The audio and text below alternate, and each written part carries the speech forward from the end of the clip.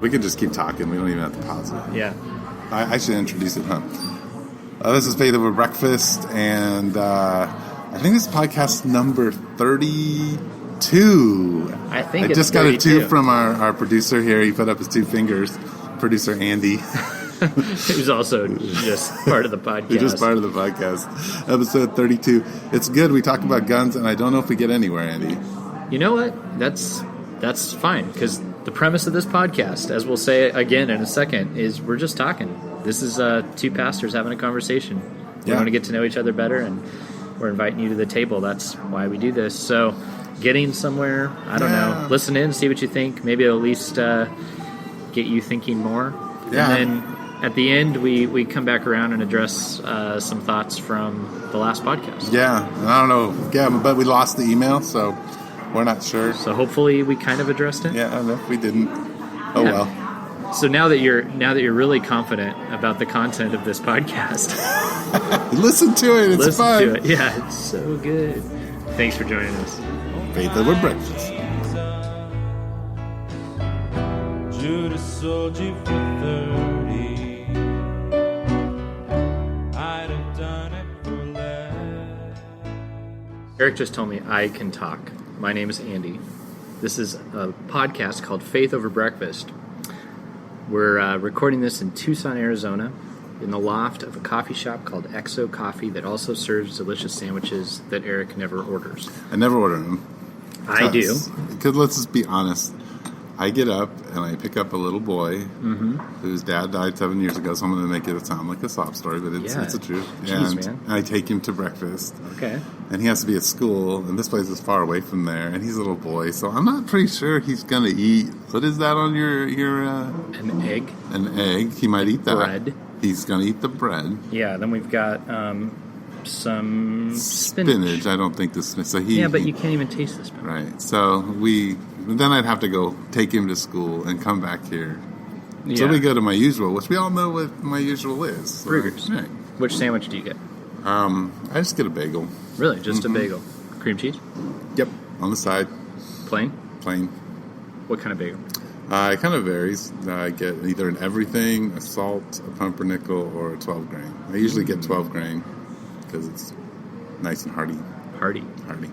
Okay, well, so Eric has had a hearty breakfast. Yes. So he's here sipping on a latte. An amazing cappuccino. Cappuccino. Here. Yeah. I got a cortado. Anyway, we're here in Tucson. This, we apparently need to explain, is not what you might expect to be called a show. Yeah.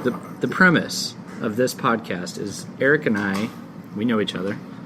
We have some similarities. We have some differences. A lot better. Yeah. And we know each other better because what we're doing is we get breakfast and we talk and we record that and you get to listen to it. So we've had some people on. Every once in a while somebody else might sit down to breakfast, but it's not a show where you would expect regularly to have interviews. Right. Or whatever. We're having breakfast. We're talking about stuff. And you get to listen in to what a couple of pastors who, maybe are similar to other pastors, maybe aren't, but you get to listen in, and why you would do that, I have no idea. Well, you get to hear us work out things. That's some of what it is we're kind of working out what we think. Yeah, we're not always sure. Right there on the mic. Because, the topic that I threw out to you, 15 minutes ago? Yes. And you sent me an African-American thumbs down, which probably means we need to have a whole nother discussion on... Okay, so one of our avid listeners... Uh-huh. Who I love dearly, sends me African-American thumbs up and thumbs down. And he lived in Detroit. And so he thinks he gets to do that. Well, he can. It's one of the emojis. It is one. It's an option. So so now the thumbs up on my, when it's commonly used. Yeah. Yep. Thumbs down, thumbs up are African-American for me. So, Yeah. I didn't know what to do with that. I liked it because it made me uncomfortable for a long time, and then I got used to it, and now I like to make other people uncomfortable with it. Yeah, I love the racially undetached or detached yellow thumbs up, thumbs down, supposedly racially unattached. Anyway, I don't know, or is it? I just feel. Winnie the Pooh may feel differently. Yeah. I don't know. I don't even know what I feel. I just feel. Yeah. That's why we're on this podcast. Yeah. to figure out what I feel. at the top of EXO. Yeah, so here we are up in the sky, and so, I'm listening to the radio, guns. This has come up thousands of times in our lifetime. It's big talk right now. We've had a podcast where we talked about war, pacifism, but here we are, the nation's talking about guns, so why not you and I? I'm thinking about it. So if we were just having breakfast, which we are, I'd be interested to know what you think. About guns. About guns. And so in your church, would you say, if somebody asked you to label your church, and I know you don't, you only label with vague, ambiguous labels, right? So you wouldn't really do this. But if somebody said, are you guys like pro or anti-gun at the Village? How would you answer that question? It depends on who you talk to. Yeah. I mean, I think it's pretty... well, our church has always been what I would say moderately liberal with some strong conservative underpinnings. And so... That's the best... the liberals with strong conservative underpinnings and Yeah. the conservatives with strong liberal underpinnings are always the best. Yes. Well, I mean that if you were to view the church itself as one person, that's how they would kind of come out to be. Because there, I think, are some very strong conservative people. And then there's more moderately or socially liberal. Yeah. So I would describe probably the average view of the Village as somebody who has voted both Republican and Democrat, but has voted Democrat more often than Republican, who is more socially minded in the sense that they think government should intervene in helping poor and indigent. I think there's probably a strong feeling that there should be a socialized medicine at some level or in some way. While also they would be adamantly against abortion, but maybe divided on how the government should address those issues. Right. But I think actually, there is a strong contingent of saying that it shouldn't be government funded, but it shouldn't be illegal, is probably a strong position within the... Perhaps statements like you can't legislate morality or something. Yeah, things like that. So you might have that. And then there's probably a pretty strong, or at least a moderately strong government or military involvement in other, situations in the world. But then I would say that underpinning is that there is a strong conservative group of people in our church who would fit the very traditional conservative model, except that I do not think they would connect God and country. They just are conservative because of their understanding of Christianity, but they wouldn't connect those two. Yeah. Like, you don't have to be a Christian to be a conservative doesn't automatically make you a Christian or vice versa. So, and Eric, your church, The Village, here in Tucson, was really, you really designed it to reach out to postmoderns originally, right? Yeah, College students. And so, this is, I would expect, you weren't trying to just grab Christians from other churches and gather them. So it's that sounds about right. Right. I think I wouldn't tack the college student thing in there. I think we used to say, it's a postmodern mindset, so it kind of goes over age. Mm-hmm. Well, yeah, you're definitely not like a college church now, but originally you were near the campus, right? Yeah. So we had some college feel to us. Mm-hmm. Yeah, and even now, all the college students we have don't feel like college students. Yeah, you forget. And you're like, oh, you're 35, right? Oh, no, you're not. You're 19. You're 19 years old. Yeah. Yeah, so, and then my church here in Tucson is Mission Church. And, different crowd, but not so different. I would say, except I think we might have, further on the polar ends of that spectrum. Maybe not. I don't know. But, we definitely have people, when you're on this issue, we have folks in our church, I would say, that have, assault rifles, in the house and stuff like that, Yeah. from what I've gathered. We have that. And then I think we've got people in the church who do not own a weapon and think it should be absolutely illegal, and don't understand why in the world you would. So it's an interesting thing that those people are brought together and are worshiping together and are mingling and eating together in our church. I actually think that's a really great thing that, in my mind, like. And there are a few things that bring people together like that. Politics is not one of them, usually, but that's what's going on in my church. And so I'm listening to this whole debate. I'm thinking about, I wonder where our people are on this and how this impacts our community. What's your personal story with guns? Well, you have a military father. I have a military father.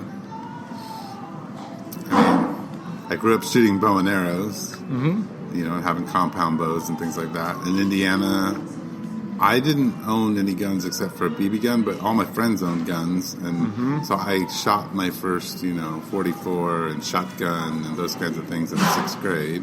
And, they were unsupervised by adults. Yeah. I mean, the 44 was not unsupervised, but carrying the shotgun around, right, blowing the, slide off trees and just doing goofy things that 6th graders would do if they had a shotgun. Right. Yeah. But, and then after that, I didn't really have a lot of involvement in guns, nor did I have any real care to be involved with guns. Like when you're a kid and you find an interest, guns were just not something that was interesting to me. And then I think I was, for a good chunk of my life, before I kind of transitioned to being a pacifist, very pro-guns. Yeah.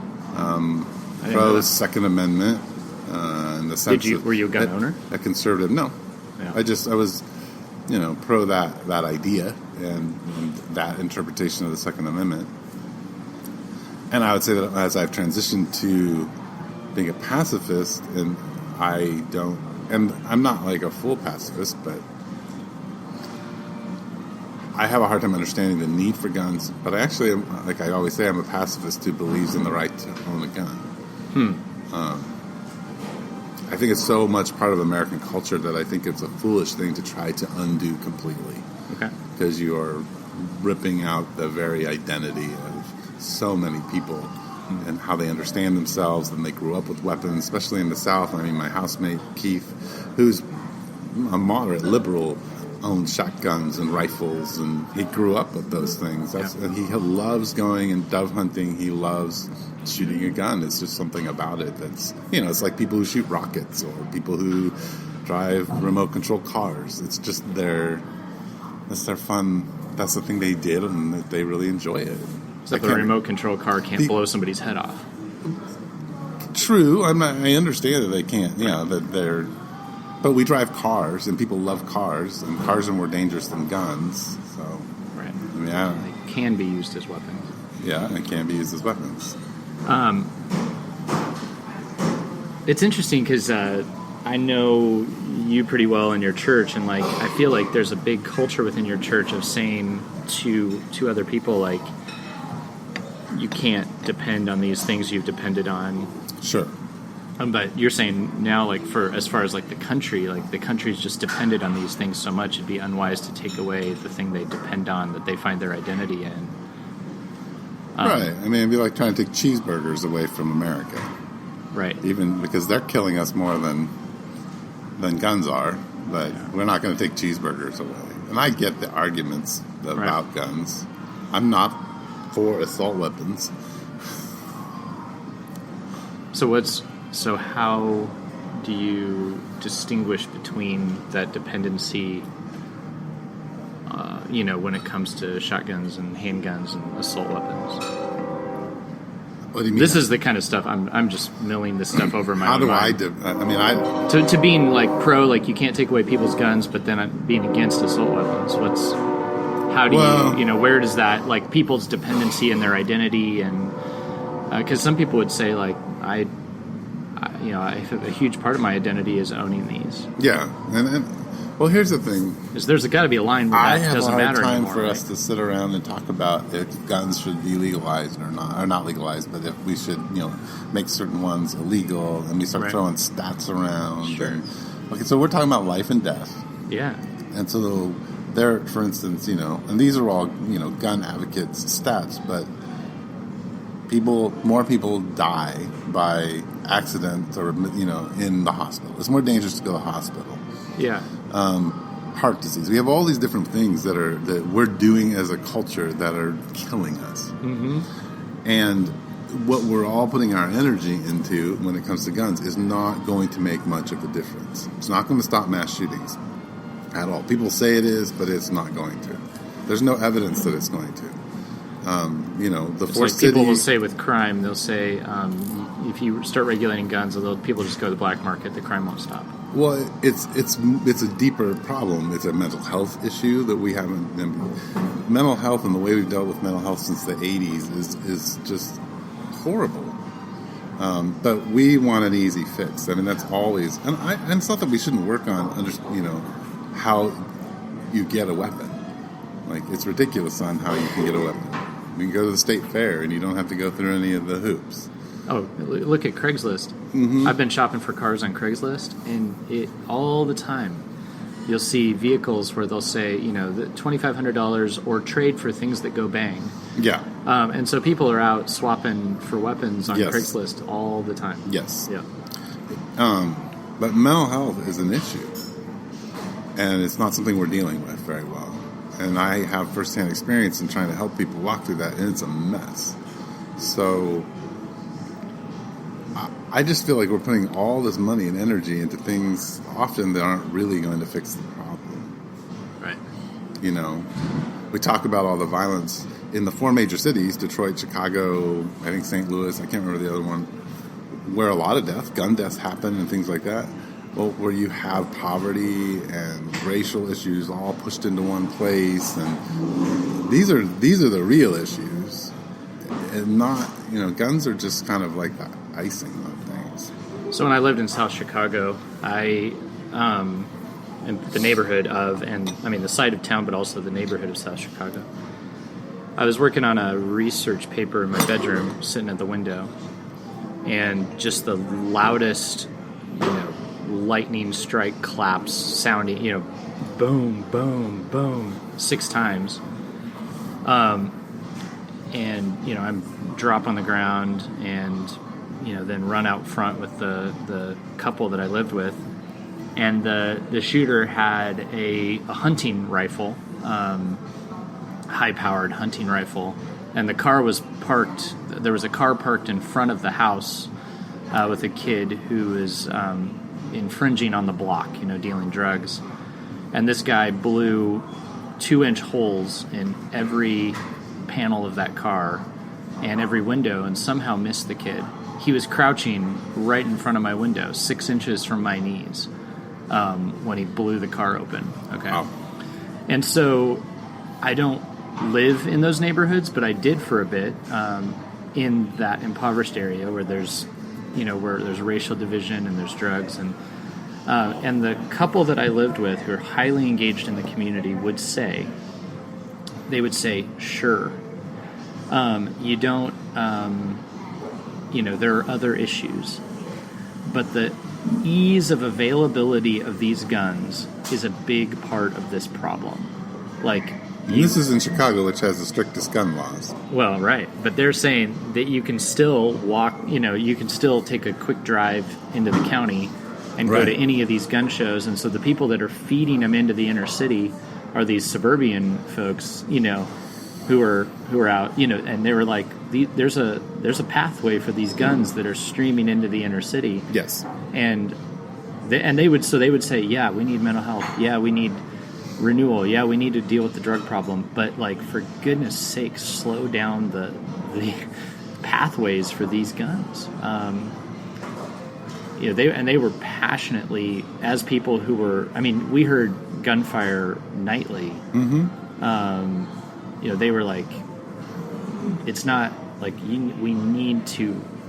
these guns need to stop streaming into the inner city. and they need to, because they're getting robbed out of homes, and they're just they're everywhere. They're guns available. everywhere. Yes. Yep. No, I'm not opposed to any of that. Right. But it's weird because in some ways I'm not opposed to either. Right. But I would go back to guns are still sexy. They're the sexy thing. Mental health is not. Right. And I think, what we're looking at when we look at violence, we look at the 4 major cities where a lot of this is happening, but a lot of the violence that everybody's getting upset about is when people who are in mental health places in their life get a hold of a gun and go do something crazy. Like, that's what's kind of instigating all of this conversation, which should tell us that we're not dealing with mental health. Yeah, well... Yeah, we should deal with guns, but mental health is a bigger problem. And some people will say, like, part of dealing with mental health is not having the availability of the weapon. I agree with you. So the mentally unhealthy person that hasn't been diagnosed or some not like the whole city wasn't vigilant enough or whatever can't just walk into Walmart or wherever this lately these folks have been buying the guns and just pick one up, which seems logical to me. Yeah, so I grew up. My dad was in the military as well, and we grew up. So sorry, I by the way didn't ask you about that. Yeah, it's okay. I'll ask myself, Eric. That's cool. Andy, what's your? So if you went to my, and this is an interesting piece of my story, but if you went to my grandparents' house, there were guns all over the walls. I mean, I remember. One time waking up, I stayed the night at my grandparents' house one time out in McNeil, Arizona, near Bisbee, and I remember my grandpa waking up and yelling at the top of his lungs, "Damn wetbacks!" grabbing his gun, running out into the yard, and just filling the yard with shells. So that's my grandpa. His property his garden would get torn up or whatever, I guess, by people who were crossing the border coming through southern Arizona. But something I learned about my father is that my grandpa he would kind of like he was kind of rough around the edges, had his guns, was a tough guy, right, and was really really mean to my dad, and you could figure probably some other folks. And so at some point my dad had a interaction with his father where he said, "If this is being a man, I don't want to be a man." He rejected his dad's version of manhood, which was yell, cuss, kick, shoot, kill. And he said, like, yes, and he even said something about, like, shooting and killing. Like, this was my dad's words, if shooting and killing is what makes somebody a man, I don't want to be one. And so my dad that was not his version of being a man. And so that was not passed to me. My dad had a vintage old revolver, kind of from like, it's kind of like this antique that he kept, but it never seemed to me as if it were there for use. It was more like it was an antique that, and he didn't even want me to know where it was.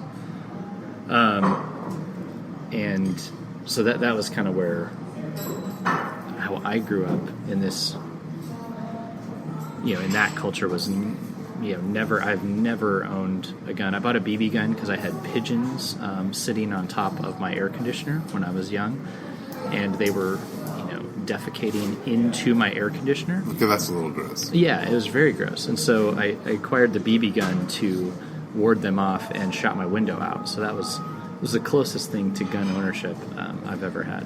Yeah, I guess I do own a pump action BB gun. Yeah. And I've owned it for a long, long time. Yeah, right. But there is something fun, I will say, about like shooting. Mm-hmm. Like I remember with my BB gun, like knocking over cans and stuff. And one time a guy took me out to, shoot a gun, which I did and had zero desire to do that again. I wasn't like, wow. But there's something about, I feel the same feeling of throwing a rock at hitting a tree.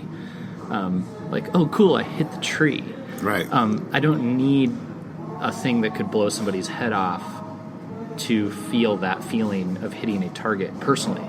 I was a pitcher in baseball, throwing one right down the pipe, same feeling for me. You know, so I don't connect with the need to own that stuff, and I think a lot of that comes from my father. Sure. But I have had tons of friends, like you were saying, you know, on a different side of that, who feel like it seems to be very, very much a piece of their personality, who they are. Right. And it's interesting. A couple of times I've had the opportunity to engage with why that is, or what it'd be like to not have it. Are you afraid? Is this a safety thing? It's purely sport. And I mean, it's been all over the map. Yeah. From what I've heard. Yeah. Well, I think there's a strong sense that the world is dangerous. Yeah, right. And, you know, I mean, and I know in Tucson, you're down so many policemen that unless you're dying, the police are not going to show up for an hour. No. Right? You've got to tell somebody's dying or somebody's been shot or someone's firing a weapon because they're just so undermanned. Yeah. So there is a sense in that we live in a dangerous place and you need a weapon to protect yourself, because how are you going to protect yourself against the person trying to break into your house? Right. And that is what you hear a lot. And we discussed this on the war podcast. Yes. I forget what your answer was. Like if somebody broke into the house, because that is the common question. Would I defend my family? What would you do? Yeah. Right. And I said I would. Yeah. I'll probably defend my family. Yeah. I have a baseball bat. Yeah. I know where it is. That's what I would do. I have my practice sword. Yeah. Yeah. It's a very heavy duty. Yeah. Dude, It's you a would wood. come running out with a sword. Samurai sword. It's a wood. It's a wood samurai sword. That scene in my mind is pretty sweet. Pretty sweet. Like but- here comes Eric, bandana on, with a sword. Mm-hmm. In his underwear. It is underwear in Midtown Tucson. Yeah, there you go. Whoa. Do you have? I mean, I know you're into tech. Do you have cameras all throughout your home that would catch that moment? So we could. Unfortunately, that's a little spooky. I never want cameras on anything. I don't want to document too much. Really? Because you're super into like cameras, but you don't want to. I'm not super into cameras. Just the one on my phone. You're the only one I know that has the Mevo camera. Right, because that's to film things. Well, isn't that what all cameras are for? Church, a sermon. Okay. Oh gosh. I mean, okay. This gun. The real issue is that our country is in the place where they're arguing over this, and we're very polarized, as we are on every single issue. Yeah. And the reality is, we are. You know, there's just a number of things in our government that we've been irresponsible about. Yeah. And it has to do with fear. Everything is motivated by fear. So let's pull this out of government for a minute, because we're pastors, we're not politicians. Yeah.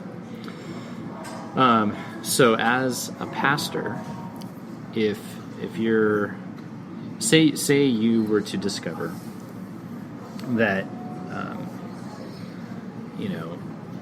Robbie and Jolene have a room full of AR-15s, and they're a part of your church. They got a room full of them. Full.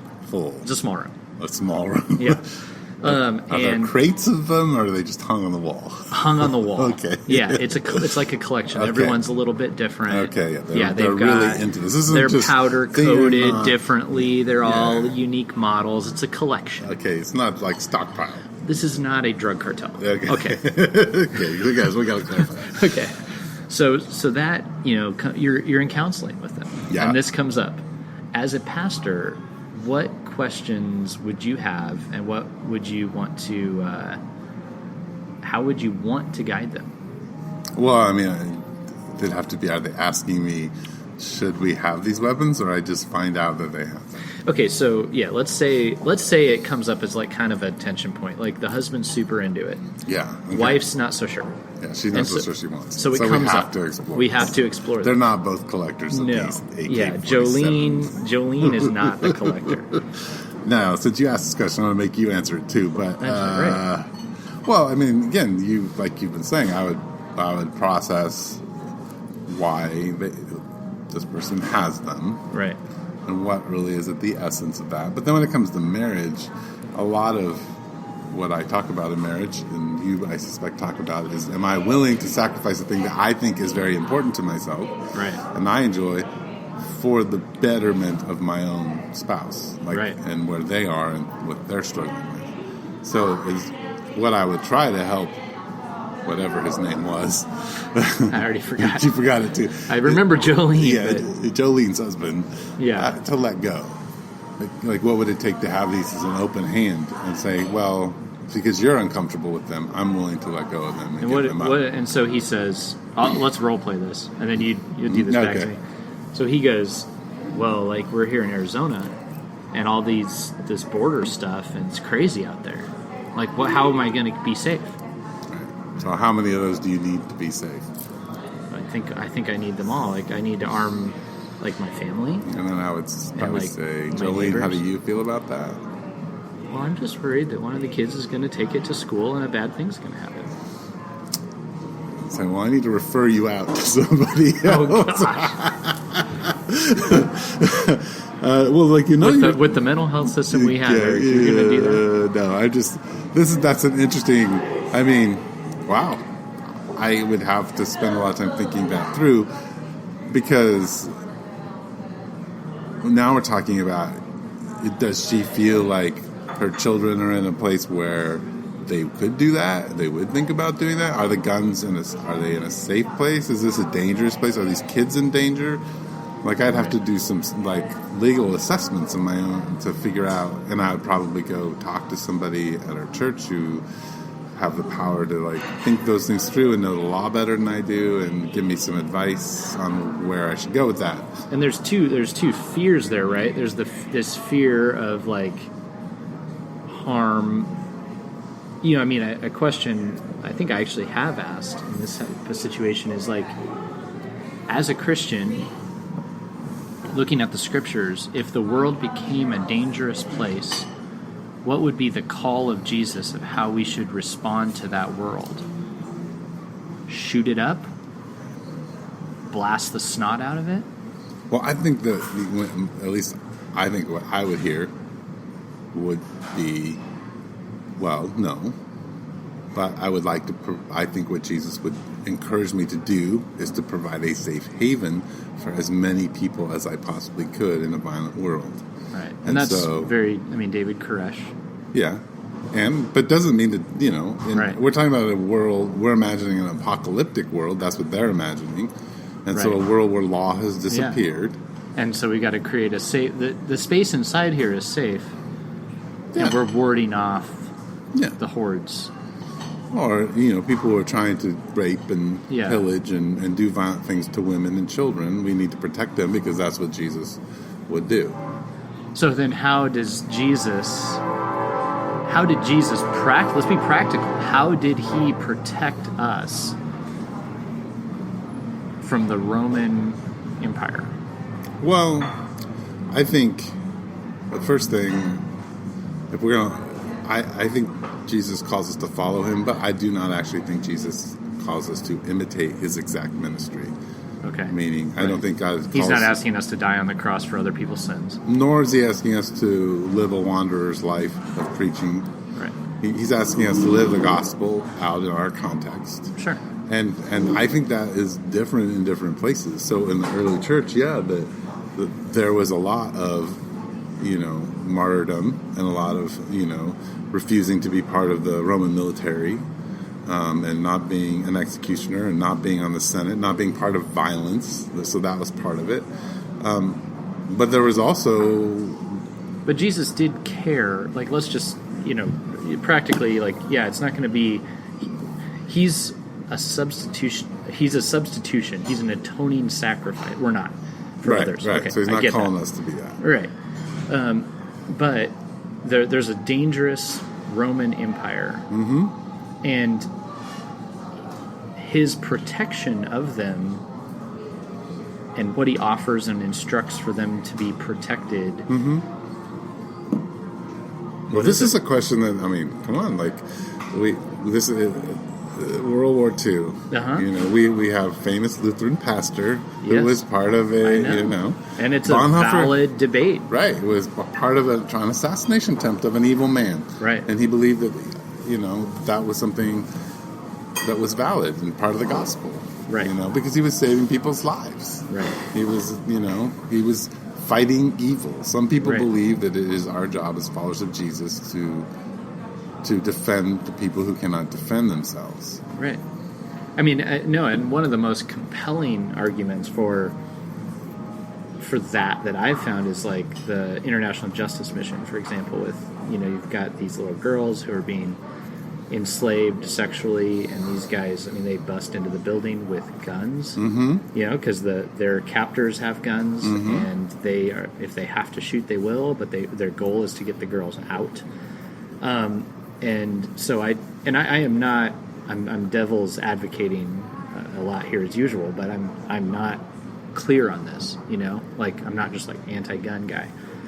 But those moments when I see those people, weapon in hand, breaking down the door, going into this dark place, pointing that weapon at an aggressive captor and saying, "You let her go," like I see that, and I don't have this. I'm not like, "Oh no, there's a gun." I'm like, "Thank goodness!" Like, you're right. So right. I get that. Yeah. Like I see that.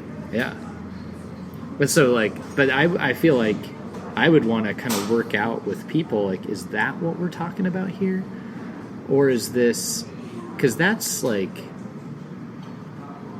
I mean, there's always an appropriate amount of like fear or anxiety, right? Like if you're going in there as the International Justice Mission and you just ran in your sandals, in your flip-flops. right, in your flip-flops, and you were just like, give me the girls, and they pulled out guns, there's a reason you go in there with a bulletproof vest on and a gun, is because this is a dangerous place, right, and you need to understand that. So I think that there's an appropriate version of that, but then there's a point to where like fear and anxiety has gone too far, right. And I'm curious to know, like, when we're there. Like, the two fears in that household we were working out is, like, one, mom is afraid that her kids are going to turn out bad and do a bad thing. Mm-hmm. And you know what? Like, they could, whether you have guns or not. Right. Like, that you don't have control. Like, you can get rid of every fearful thing, right? Like, I mean, this is like, some moms are doing this with there can't be any high fructose corn syrup anywhere because the terrible things can happen and we can get cancer. Or for other people, there can't be a weapon, or we have to live in the perfect neighborhood where there is absolutely no crime. Like, there's so many versions of how to be safe that aren't really foolproof, right? And we've got to get to the bottom of that fear. And then dad in that situation is like this is like a fear that he's going to lose things and that, bad things are going to happen. Right. That's a bit unreasonable. And it's like, at some point there's a place to where it's like, we live in a world of chaos. Right. And you can't, your demand to control this is, the gun itself doesn't matter. Right. Yeah, well, I think ultimately there are two things that are at play, right? One is that we're calling people to live the gospel out and following Jesus, and so that always has to be overlaid on your scenario. The other thing is that we're encouraging people to come out of a life of fear into a life of peace, repentance, and forgiveness. Like, that's what we're living as followers of Jesus. So when the guy has a room full of guns, or the woman is afraid, like, we have to ask those questions and challenge those things. And like, we can say to the little surface pushbacks and all that kind of stuff. But the reality is, do you own a set of guns purely out of fear? Right. Like, that's something to think about. Why are you doing that? If in a marriage there's a conflict over the ownership of guns, then are you really laying your life down for each other? Right. What does that look like? And what is, what's the gospel called to? And what are you instilling in your children through all of this? Mm-hmm. Like, because that could talk about mental health. Yes. You could be part of the problem. Right.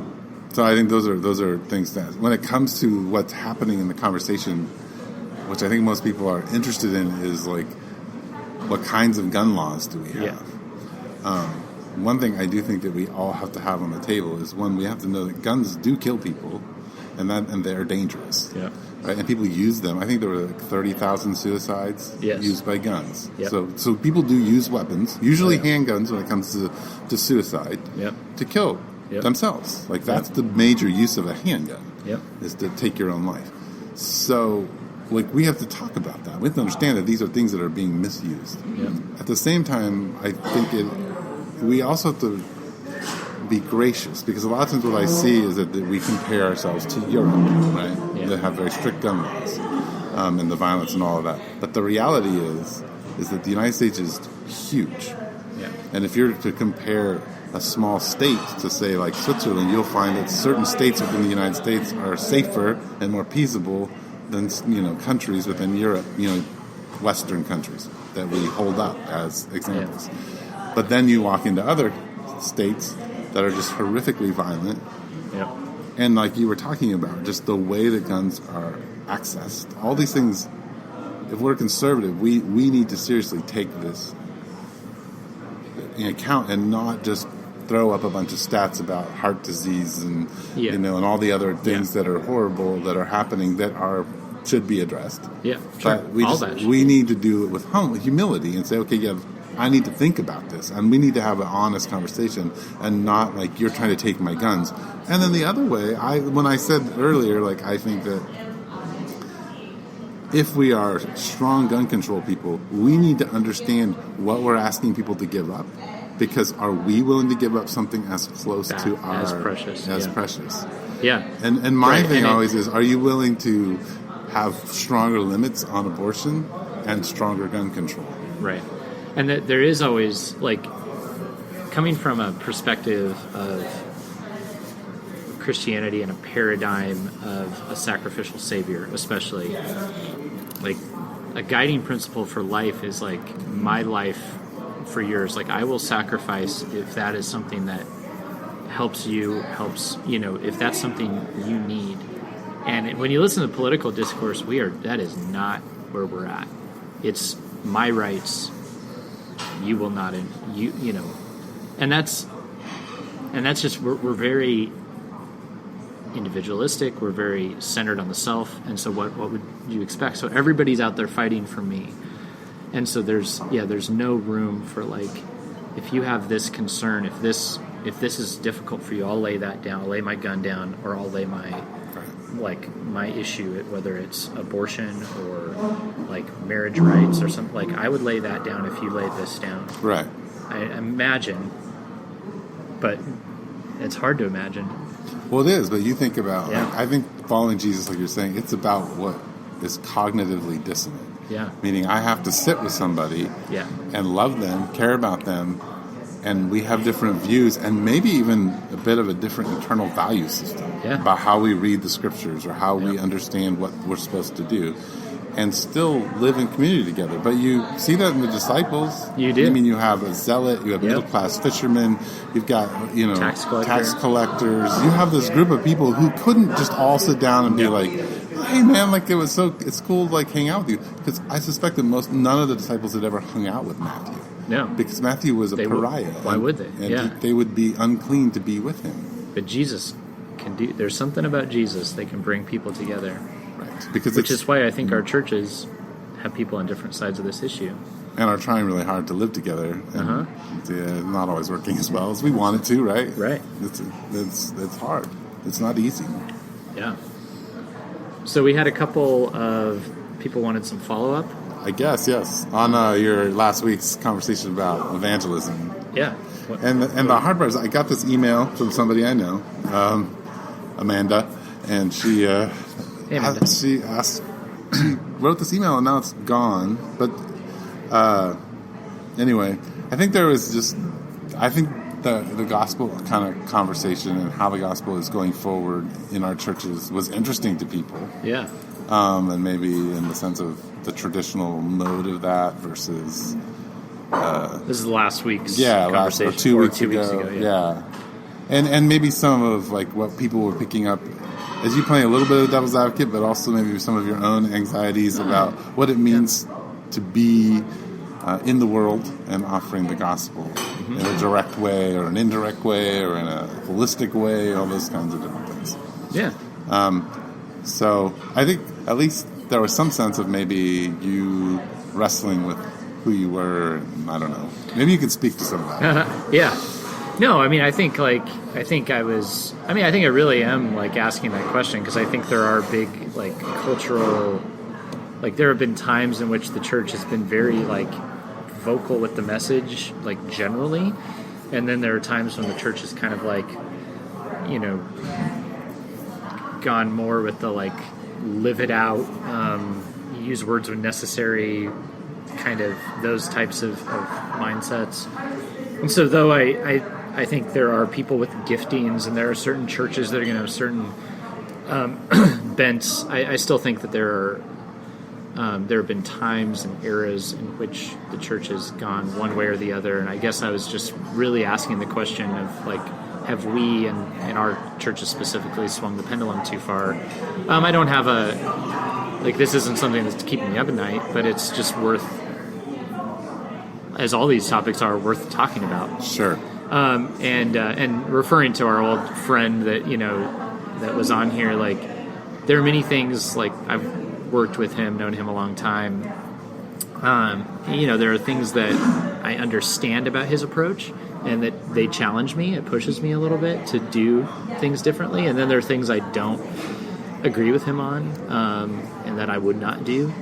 And I think that's just part of like being in community. I mean, the fact that I went to lunch with him and walked away with a question is good, instead of just being with people like me. Yeah. So I think I was just processing that. So I was curious, like, if you could just put in a nutshell, Yeah. philosophically, how you feel at this time in space with the culture that Tucson is and where we're at just as a larger culture when it comes to God. What do you think the individual's role is or what it looks like for an individual to reach out into the community and bring the gospel in a way that's going to help people move towards or at least understand the kind of choice they're making in regards to Jesus, and to draw people into the church? Like, how do you... Yeah, can you talk a little bit just sort of like what you believe? So, I mean, we could take the apocalyptic saying of St. Francis of Assisi. I say apocalyptic because it's... Or apocryphal. Apocryphal, yeah. It's not apocryphal. Yeah. Hey, he's like, the end is near. No, yeah, Don't apocryphal. My bad. If we took that saying, preach the gospel using words when necessary, like I used to like that statement, and the more I've wrestled with it over the years, I'm like, I think that where I would land with something like that is I would say, I think that our lives should be lived out of gospel principles in and among people who don't believe as well as those who believe. We should admit readily that we fail to follow them, and we should be repenting and confessing sin, which are huge gospel principles.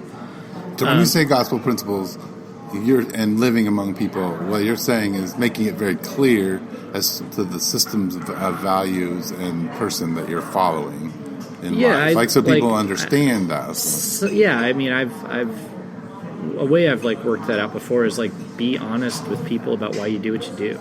Yeah. Like, and you don't have to like preach at them, but like I was talking with a couple the other night who's getting married, and they were talking about speaking to friends and saying, well, we're getting married this way because we think that's how God acts toward us.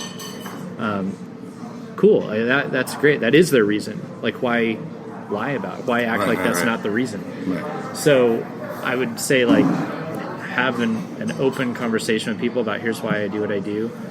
And here's why I'm apologizing to you right now. And stuff like that.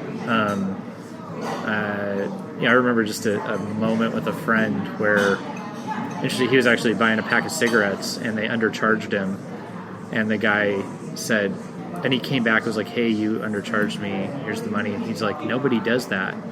And he just said, I think Jesus would be honest about things like this. That's how he's always treated me, so I feel like that's what I should do to you.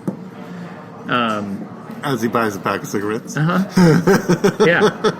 And that's adorable. And I remember, but I never forgot that moment because I thought, like, wow, like, I didn't expect Jesus to come up right now. Yeah. And it's kind of powerful. So I would say, and every once in a while, that's going to entail articulating, like, look, there's a story Tim Keller told about a guy or a lady who really like screwed up at work, like big mistake, and her boss, took her aside, and it's like she really should have been fired, but he gave her another chance, and she pushed him, and he went to Redeemer in New York and like pushed him like for weeks, like, so why did you not fire me? Like, come on. And finally he was like, look, okay, I've not lived the life I should toward God, okay? And God has given me mercy and nothing but good things, though I deserved to die. And I'm a Christian. And so if God's done that for me, how can I not do that for you? That's a good gospel. Right.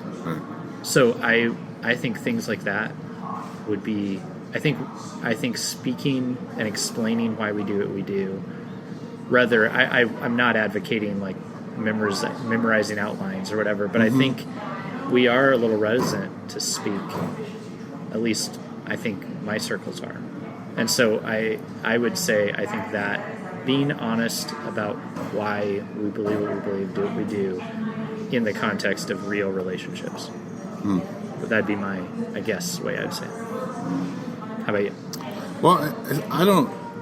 It's interesting to me because I actually had this conversation with my daughter after we had our podcast, and I asked her, I said, okay, she went to probably one of the more secularized schools, and, it's known as a haven for people going through gender transition and all that kind of stuff.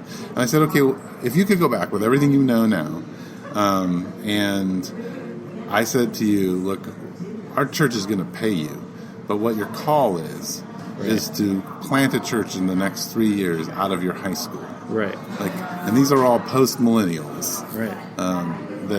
What would you do? What would you need? And she sat there and looked at me for a while, and she said, well, first I would need 40 people. And so it was interesting to me because her thought on the whole thing about the gospel is just like, these people have to see the gospel lived out among them, and they're not going to come to my community at this point. So that was one thing. And he said because there's such an antagonism within her generation towards Jesus. And what's been successful in her life and seeing people who come to the village because of her and her friends' ministry in that school has been because they've seen these 2 or 3 people live out their life together, and they're attracted at some level to that, and they're still kind of playing around with it. They want to be part of the community that they're in. But the gospel, so what's happened with her has been interesting to me is that, and I think this is the newer wave, and that's why I'm trying to think through things, is her gospel has been to power and not to the people. So where she's been more like where you and I would say, yes, that's like a very like, this is what the gospel is, and I'm going to stand for what I believe to be is true, is with the power structures in her school and not with the kids.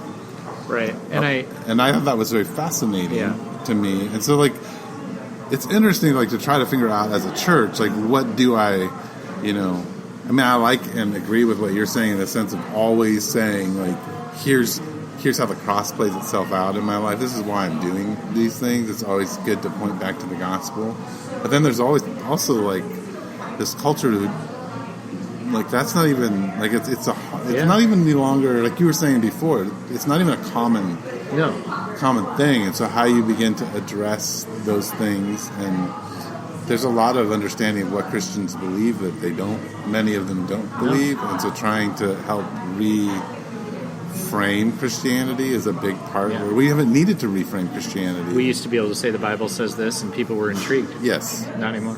Well, now I don't even. Yeah, even some people are. If you say that might shut the conversation down. Right. Because you might as well have just said I read Moby Dick. And they go, so. Well, and they've been especially when you're traumatized. You've been. Yeah. Or you're going through something that's very anti-Christian. You get abuse for it. Right. Yeah. So then becoming, trying to speak to that. It's interesting to me. Yeah. I think we have to always be rethinking what culture we're speaking the gospel into. Absolutely. No doubt. That would be my number one principle. No doubt. Yep. And we've probably talked for a long time. Yeah, it's about 53 minutes here, so. Hey, Faith Over Breakfast, thanks for joining us. have denied you more. As the nails went in, I was standing right there as you breathed your last. Shook my head and I cried, oh my God, what have we done? We have destroyed your son. Oh my God, what have we done? We have destroyed your son.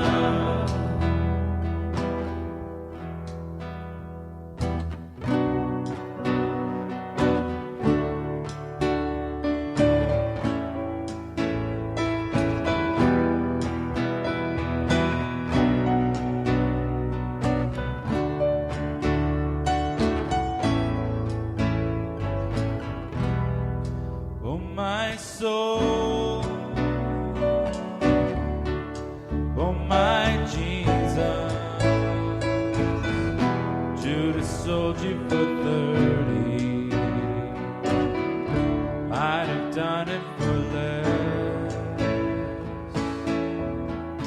Oh my soul, oh my Savior, Peter denied you 3 times. I have denied you more. As the blood ran down, I was standing right there as the water poured. I shook my head and I cried, oh my God, what have we done? We have destroyed your son. Oh my God, what have we done? We have destroyed your son. Oh my God, what have we done? We have destroyed your son. Oh my God, what have we done? We have destroyed your son.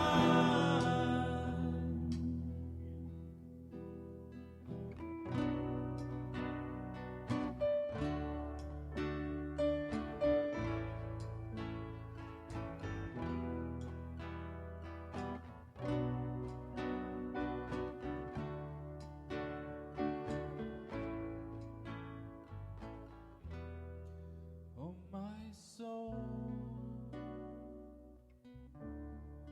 oh my Jesus, Judas sold you for 30. I'd have done it for less.